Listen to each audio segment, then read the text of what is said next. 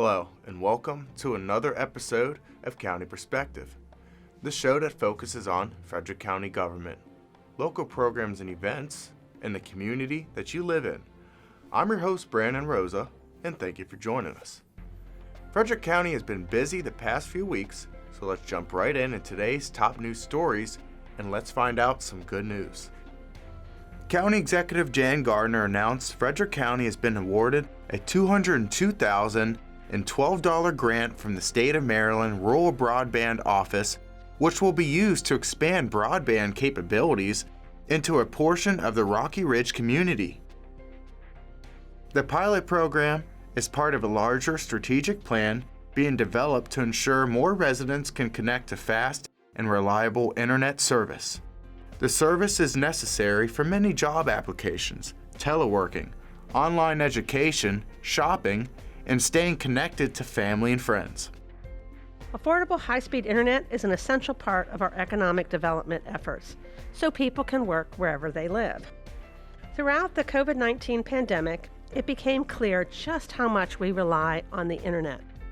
The grant Frederick County received is to support the expansion of broadband into rural areas in coordination with the private internet service provider. Comcast, which maintains an extensive network in more densely populated areas of the county, agreed to partner on the pilot project. Details of the project will be determined in the coming weeks, including the route of the network. An Australian-based company that develops diagnostic solutions for infectious diseases announced plans to open a new manufacturing facility in Frederick County. The facility, Illume, will provide tests for infectious diseases, including at-home rapid tests for COVID-19 to support ongoing U.S. pandemic preparation and response. The company will invest $16 million into Frederick County, occupying 180,000 square feet of space in Executive Court South and the Progress Labs Corporate Park. The project is expected to create about 1,500 new jobs by the end of 2022. Frederick County's COVID-19 vaccination clinic offers regular operating hours at its Oak Street location, which should be accessed from Himes Avenue.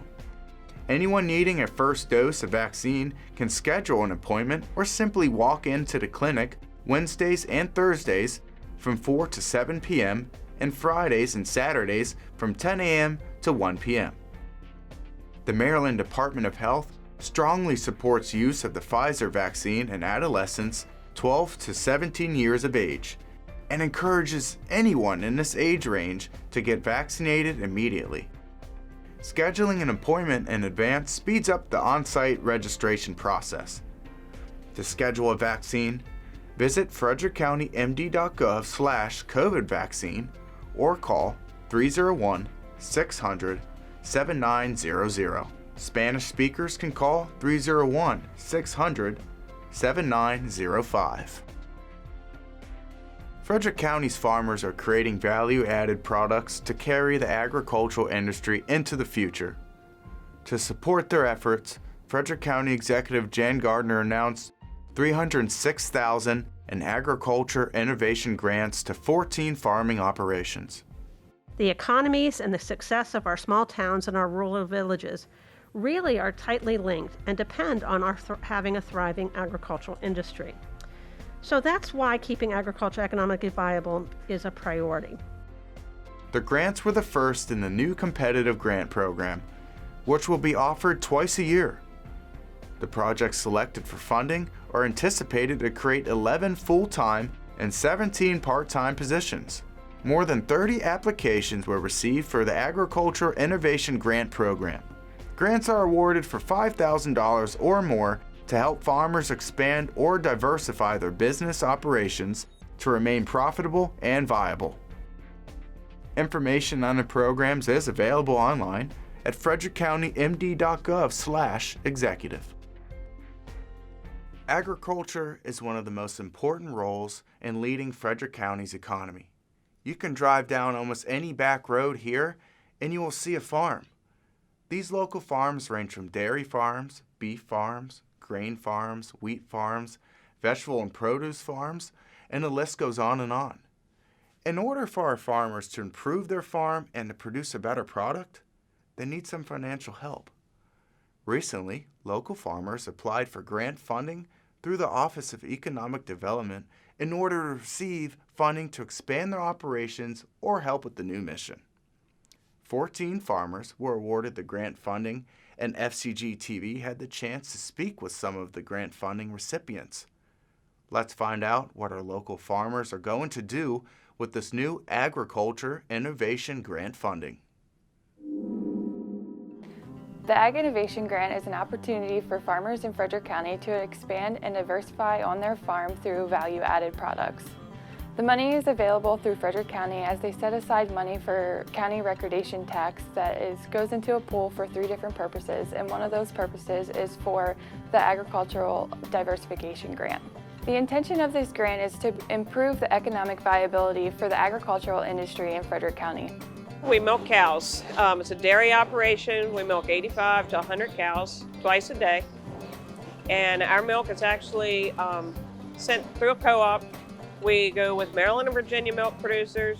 And what we don't send there, we take some out to send to the cheese processor in Pennsylvania and then bring back value-added artisan farm fresh cheeses and butter. They raise beef, they raise soybean, corn, hay. As a byproduct, they get straw. And on the other side of the farm, they have the Fry Agricultural Products business that does everything wood-related. My husband and I, we are operating his family farm, and we have 180 acres. We have 70 milking Holstein dairy cattle, and we also grow all of our replacement heifers and all the crops to feed them. And 4 years ago, I started a flower business to help add extra income. I grow cut flowers, I do farmers markets to sell them, and we last year started hosting cut your own flowers here on the farm. And this year I plan to also offer flower arranging classes where they use my flowers and learn to arrange them. The farmers of Frederick County are using this money to help grow on their farms through things such as building fixtures or expansions, and as well as processing equipment. The plans for the grant money was to buy a refrigerated van so that it would make it easier for us to transport our products from and to here from the processor to the farm. And then expand so that we could also use that van to take our products to farmers markets, to the venues where we have them in the stores, versus using coolers with ice and that kind of thing. With the grant we received, we were able to fund about half of the cost of our pavilion. We put up an 18 by 30 foot pavilion, and that'll be used for when we do pick your own flower events, and I'm going to host classes to teach flower arranging in it. With the grant, we will be making a roadside corn stand to be able to sell our corn grown here. And we're also going to have raised beef, farm raised beef available for purchase by the cut versus as a half or a whole. So this year we had 29 applicants apply for the Ag Innovation Grant, and 14 were selected.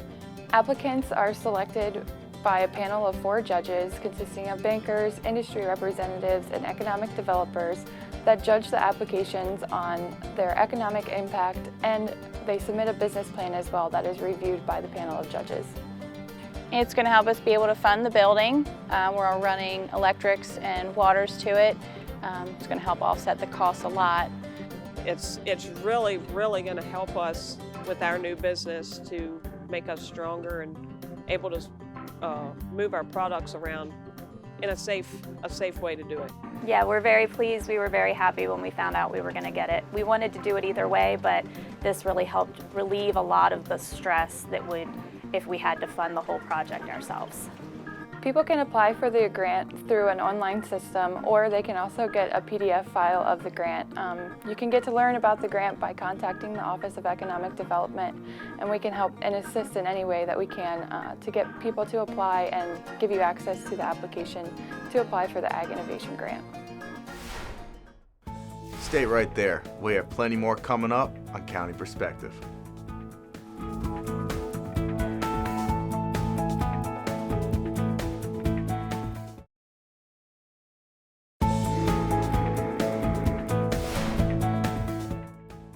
Welcome back to County Perspective. I'm your host, Brandon Rosa. Now, in just a few moments, we'll take a look at another episode of Other Duties as Assigned. But first, let's see who our pet of the week is.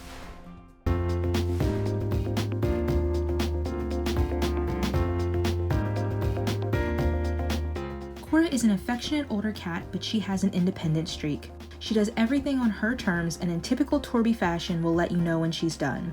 Cora is quiet and 100% a lap cat.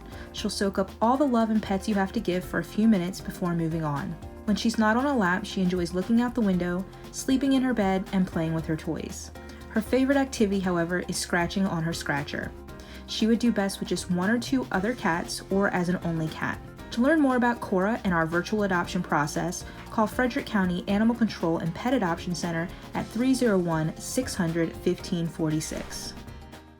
Deb Spurrier has been the Children's Services Supervisor for Frederick County Public Libraries for many years now. But now that COVID-19 is in our area, she also volunteers at COVID-19 vaccination clinics. Let's find out more in this episode of FCG-TV's Other Duties as Assigned. Hello, I'm Deb Spurrier with Frederick County Public Libraries, and I used to grow relationships with the community in person, but now I'm doing it on a virtual platform, offering story times and children's programs on our Facebook page. I'm also helping out at our county vaccination clinics.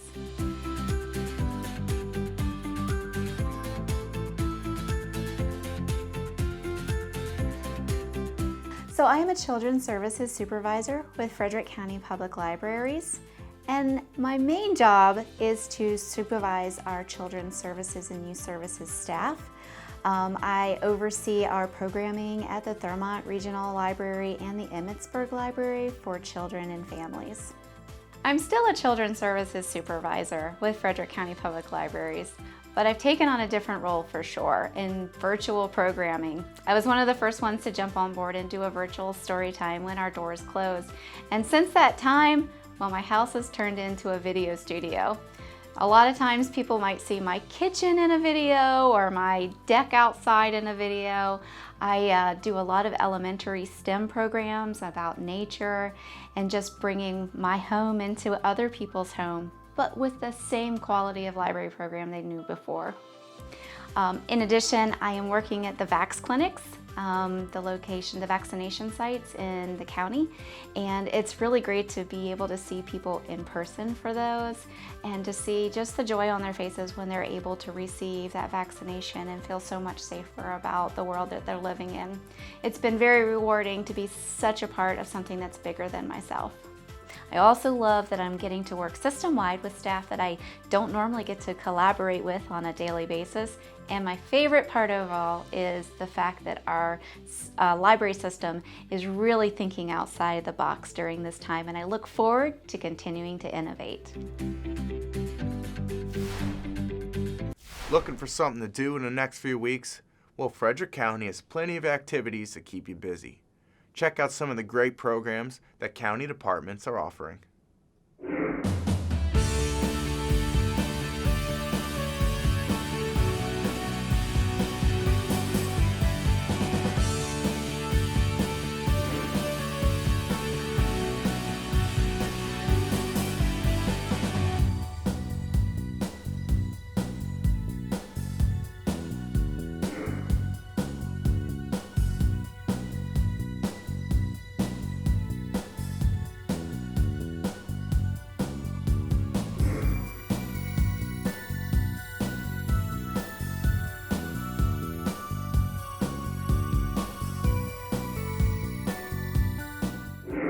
To find more virtual events and programs, or for more information, log on to the county's webpage, frederickcountymd.gov. Now at the end of our show, we like to mention a few recent events, along with things our viewers should keep an eye out for in the upcoming weeks. A few years ago, Frederick County experienced heavy rainstorms resulting in many locations of Frederick County to flood substantially. The Federal Emergency Management Agency decided to construct a flood insurance rate map for Frederick County residents who live in a floodplain. Now FEMA is notifying residents who live in the flood zone that they have 90 days to appeal and offer comments. The 90-day appeal period began on April 29th of this year. If you live in an area identified by the FIRM, you will receive a postcard with information. Residents, business owners, and other community partners are encouraged to review the updated maps to learn about local flood risks and potential future flood insurance requirements. Residents may submit an appeal if they perceive that modeling or data used to create the map is technically or scientifically incorrect. An appeal must include technical information, such as hydraulic or hydrologic data, to support the claim. Be sure to submit the appeal before the 90-day period is over. If property owners see incorrect information that does not change the flood hazard information, such as misspelling or misspelled road name in the special flood hazard area, or an incorrect corporate boundary, they can submit a written comment. Once the 90-day period is over, FEMA will notify communities of the effective date of the final maps. Appeal requests may be submitted to Zoning Administrator Tolson DeSaw via email at tdesaw@frederickcountymd.gov or by mail to the Division of Planning and Permitting, Zoning Administration, 30 North Market Street, Frederick, Maryland, 21701. The Zoning Administrator will forward all appeals to FEMA for review. Links to view the preliminary maps and additional information can be found at frederickcountymd.gov/FEMA-flood-maps. To contact a FEMA map specialist, call 1-877-FEMA-MAP or 1-877-336-2627 or email FEMA-FMIX@FEMA.DHS.gov. From starting on May 1st and ending on May 31st is Asian American and Pacific Islander Heritage Month. This is a time to recognize the contributions and influences that Asian Americans and Pacific Islanders made to the United States.